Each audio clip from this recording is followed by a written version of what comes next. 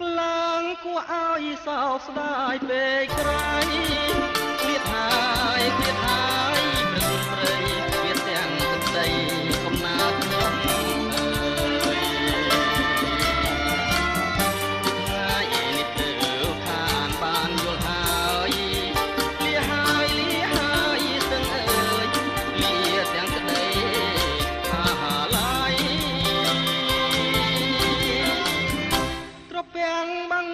វាលស្រែធំទេ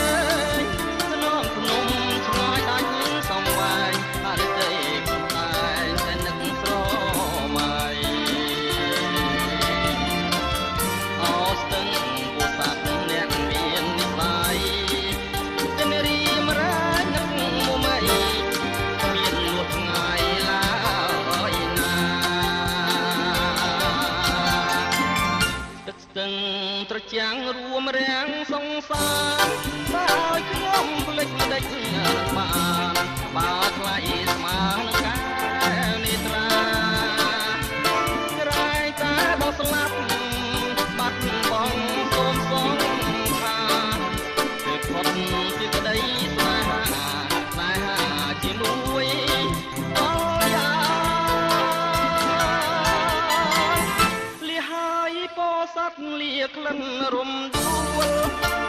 បើអើយអូនគុំប្រែប្រួលឲ្យបងឆាប់ជួលបង